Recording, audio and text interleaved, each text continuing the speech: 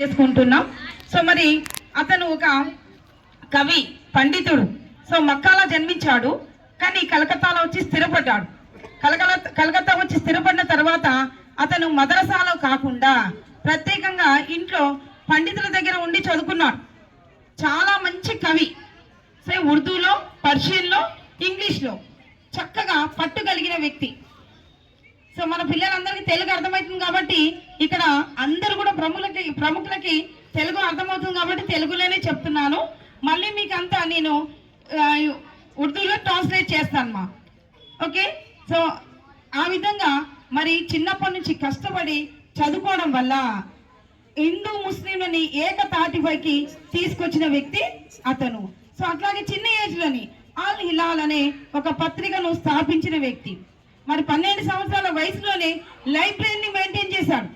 మీకు లైబ్రరీ అంటే కూడా చాలా మందికి 6వ క్లాస్ పిల్లలకి తెలియదు, కానీ 12 సంవత్సరాల వయసులోనే లైబ్రరీని మెయింటైన్ చేయడం అంటే ఎంత గ్రేటు.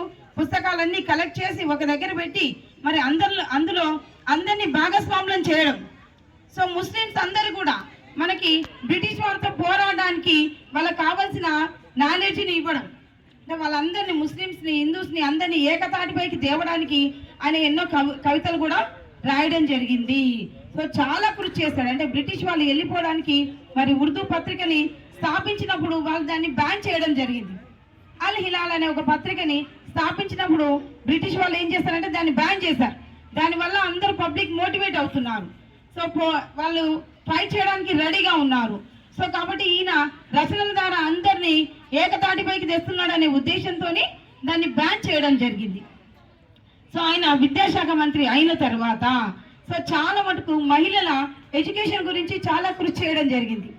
మహిళల ఎడ్యుకేషన్, గ్రామంలోని యువత పైన ఎక్కువ దృష్టి కేంద్రీకరించడం జరిగింది. సో ఆ విధంగా ప్రతి ఒక్కరూ చదువుకోవాలి అనేసి తపన ఆయనలో చాలా ఉండేది. ఆయన ఎడ్యుకేషన్ మినిస్టర్ అయిన తర్వాత చనిపోయేంత వరకు కూడా 11 సంవత్సరాలు మరి విద్యాశాఖ మంత్రిగానే పనిచేశాడు.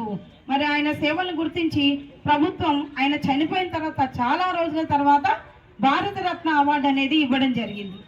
సో పిల్లలు కూడా ఇలాంటి నాయకుల యొక్క బర్త్డే జరిగినప్పుడు వాళ్ళ యొక్క విశేషతను తెలుసుకోవాలి. పిల్లలు చూడండి, 12 సంవత్సరాల నుంచి ఎంతో కష్టపడి మరి అన్నీ రచించడం, అందరినీ ఏకతాటిపైకి తీసుకొచ్చే విధంగా మాట్లాడడం అవన్నీ నేర్చుకున్నాడు. సో మీరు కూడా అప్పుడు ఏ ఫెసిలిటీస్ లేవు, మన కంప్యూటర్ లేదు, గూగుల్ లేదు, ఏదీ లేదు, కానీ ఇప్పుడు మీకు అన్నీ ఉన్నాయి. అన్నీ ఉన్నప్పుడు మీరు చాలా పై స్థాయికి వెళ్ళొచ్చు. ఇప్పుడు ఇక్కడ అందరూ ఉన్నారు. ఇక్కడ పొలిటికల్ లీడర్స్ ఎవరైనా కావచ్చు, పిఎం కావచ్చు, సీఎం కావచ్చు, ఎమ్మెల్యే కావచ్చు, ఎంపీ కావచ్చు, ఏమన్నా కావచ్చు, కలెక్టర్ కావచ్చు, డాక్టర్ కావచ్చు కదా. అవుతారా? ఎవరవుతారు? ఏమవుతావు? Very good, very good, class class.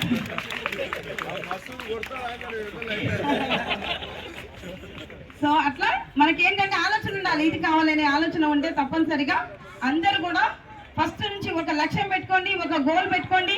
మనం ఇలాంటి పొలిటికల్ లీడర్ని చూసినప్పుడు మనం కూడా మోటివేట్ అయ్యి ఇలా కావాలి అనే ఆలోచనతో ముందుకెళ్ళాలని మనస్ఫూర్తిగా కోరుకుంటున్నాను. మనకి సమయం లేకున్నా కూడా మనకి ఇంత సమయం ఇచ్చినందుకు సార్కి మనస్ఫూర్తిగా ధన్యవాదాలు తెలుపుకుంటున్నాను. అట్లాగే సార్ మీరు ఒక పర్మిషన్ ఇస్తే ఒక 2 నిమిషాలు మాట్లాడుతున్నాను. ఒక చిన్న వినపం అండి.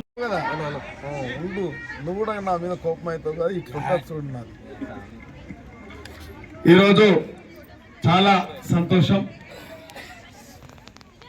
ఒక దేశంలో ఒక మంచి ఉన్నతమైన వ్యక్తి, ముస్లిం సోదరులే కాదు, అన్ని మతాల వారు, అన్ని పార్టీల వారు అందరూ మెచ్చుకున్న నాయకుడు. మీ అందరూ తెలుసు మౌలానా అబుల్ కలాం గారిది. వారి గురించి దేశానికి స్వాతంత్రం వచ్చే సమయంలో వారు ముఖ్య భూమిక పోషించడం అంటే తెలంగాణలో పివి నరసింహారావు గారు ఎట్లయితే బహుభాష కోవిదులో దేశంలో మౌలానా గారు కూడా బహుభాష కోవిదు. ప్రపంచ దేశాలలో ఎన్ని భాషలు ఉన్నాయో దాదాపు 70% భాషలు వారు అన్నిట్లో ప్రావీణ్యత కలిగారు. కాబట్టి ఆ రోజు స్వాతంత్ర పోరాటం జరుగుతున్నప్పుడు గాంధీ గారికి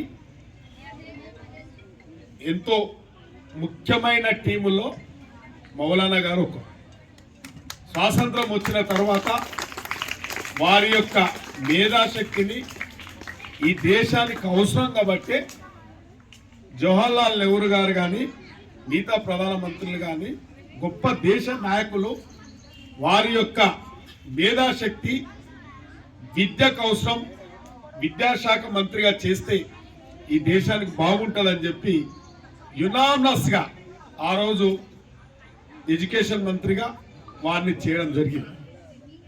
వారు ఈ యొక్క దేశం అన్ని విధాల రాజకీయంగా ఆర్థికంగా సామాజికంగా అభివృద్ధి ఒక అగ్రగామి దేశంగా నిలబడాలంటే మనిషికి కావాల్సింది విద్య. విద్యను అందించినప్పుడే ఆ కుటుంబం ఆ దేశం బాగుంటుందని చెప్పి వారు విద్యాభివృద్ధికి ఎంతో కృషి చేశారు.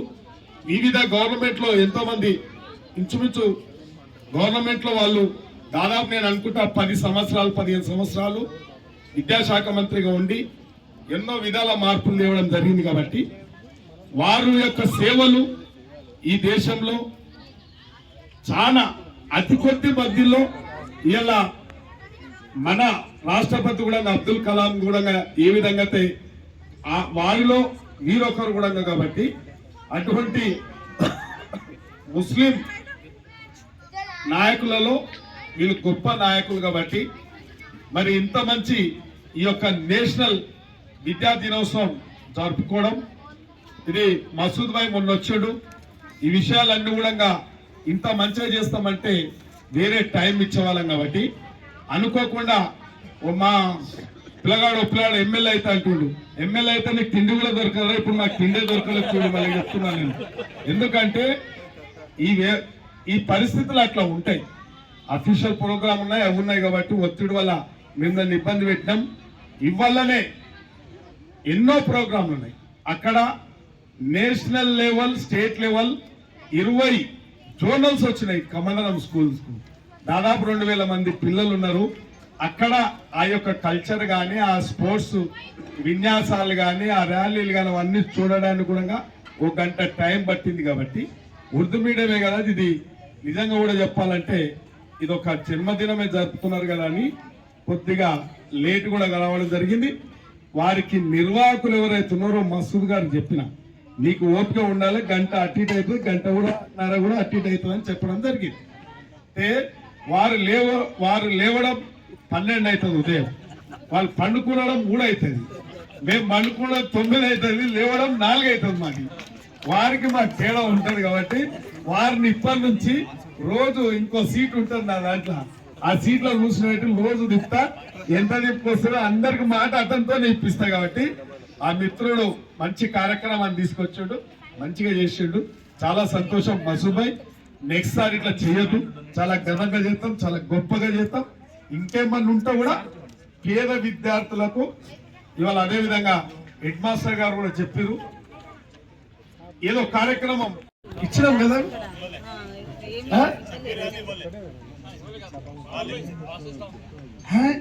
ఎస్డిఎఫ్ లో ఇయ్యలేదా బాబర్ మనం 10 లక్షలు పెట్టాం కదా, చేసుకోవాలి. దీనికి first contractor Mansoor Ali Khan, second Masood గారు, వీళ్ళిద్దరికి సోదర మమ్మల్ని అడిగిరు 10 అడిగిరు, ఇంకో 10 ఇస్తాం, ఇంకో 10 కూడా ఇస్తాం. కాబట్టి అంటే కొందరు ఏం చెప్పారు అదే కొందరు ఏం చెప్పారంటే ఇవాళ మన ఊరు మనబడిలో ఎన్నో పైసలు పెట్టినాం, దీని చుట్టూ సబితా ఇంద్రెడ్డి వాళ్ళు కూడా తిరిగిరని కూడా చెప్పారు. మరి అందుకే మేము కూడా నిర్లక్ష్యం చేయడం జరిగింది. కాబట్టి తప్పకుండా మా బాధ్యత మీకు మళ్ళొకసారి నేను అనుకుంటా డిసెంబర్లో ఫస్ట్ వీక్ లా కానీ సెకండ్ వీక్ లా కానీ వస్తాం. ఒక టైం తీసుకొని క్యాంపస్ కన్నా రండి, మేమన్నా వస్తాం. మాతోనయ్యే మిగతా కార్యక్రమం ఎవరైనా స్వచ్ఛంద సేవకులు ఎవరంటూ కూడా తప్పకుండా స్కూల్ మనది కాబట్టి మనం అభివృద్ధి చేసుకోవాలి. చాలా మీ అందరు చూస్తా ఉన్నారు, వాళ్ళు గొప్ప గొప్ప పాఠాలు చెప్తా ఉన్నారు. ఇవాళ కూడా తెలంగాణ అంతా బంగారు తెలంగాణ అయిందంటున్నారు, విద్యలో ఎంతో మార్పులు తెచ్చినామంటున్నారు. ఇదే బూజు పట్టిపోయింది, ఇది బూజు పట్టిపోయింది, ఆడ కాలేజ్ బూజు పట్టిపోయింది. ఇవాళ ఆడ కొందూరులో కూడా ఏదో పరిస్థితులు బాగలేకపోతే దాన్ని కూడా అండవర్ చేసుకున్నాం. అదేవిధంగా మౌల్గిద్ద జిల్లా పరిషత్ చూసుకున్నాం. అంటే ఇవాళ స్వచ్ఛందంగా డోనర్స్ తో కూడా చేయించాల్సిన పరిస్థితులు ఏర్పడ్డాయి కాబట్టి విద్యనంతా విధ్వంసం చేసి ఎక్కడ కూడా పట్టించుకోలేదు, నిర్లక్ష్యం చేసి నీకు ఉర్దూ మీడియం స్కూలే చూపెట్టచ్చు, రేపు కాలేజ్ చూపెట్టచ్చు. ఇలా మొన్న మా శ్రీకాంత్ గారు రెడ్డి గారు ఎవరు జిల్లా పరిషత్ హై స్కూల్లో వస్తే వాళ్ళ టీచర్లు అంత వస్తే వాళ్ళు చెప్పే విషయాలకు మా గుండె తలుపుమని శ్రీకాంత్ రెడ్డి గారిని బట్టి 3.5 లక్షలు అయినా శ్రీకాంత్ 3.5 లక్షలు అయితే చిన్న చిన్న మౌలిక వసతులు కరెంటు నీళ్లు ఇవి అవి లేకపోతే కూడా మాకు వృతభక్తిగా మా నాయకులు చేయడం జరిగింది. కాబట్టి ఇట్లా కుక్కకోలలుగా ఉన్నాయి. ఈ వ్యవస్థ మార్పు చేయడానికి ప్రభుత్వం కూడా దృఢ సంకల్పంతో ఉంది. ఇవాళ రేవంత్ రెడ్డి గారు కూడా విద్యకు వైద్యానికి అత్యధిక ప్రాధాన్యత ఇస్తున్నారు. కాబట్టి తప్పకుండా 15 రోజుల తర్వాత డిసెంబర్ 1st వీక్ లో తప్పకుండా కూర్చుందాం. మాతో అయ్యేది మీరు అడిగిన కోరికలు మీ ఇంటి గురించి కాదు, మీ కుటుంబం గురించి కూడా కాదు. ఇది మన పిల్లలు రేపు భావి భవిష్యత్తుకు మన పిల్లలు ఇప్పుడే చాలా సంతోషం.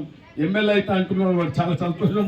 అట్లా డాక్టర్లు అయితే అంటున్నారు. కానీ అంతా రేపు భావితరాలకు మాత్రం మనం నాణ్యత కలిగిన విద్యనియాలి, మౌలిక వసతులు కల్పించాలి. ఇది ప్రభుత్వాల యొక్క బాధ్యత, పాలకుల యొక్క బాధ్యత. కాబట్టి అధికారం వచ్చినాక అన్ని మర్చిపోతూ ఉంటారు. కాబట్టి ఇవాళ ఏదో చెప్తా ఉంటారు. కాబట్టి అట్లా కాకుండా మనం చేసేదే చెప్పడం, చెప్పేదే చేస్తాం. కాబట్టి ఈ అవకాశం ఇచ్చినందుకు మీ అందరికి ధన్యవాదాలు. తప్పకుండా డిసెంబర్ 2వ వీక్ లో తప్పకుండా మళ్ళొకసారి కలుసుకుందాం.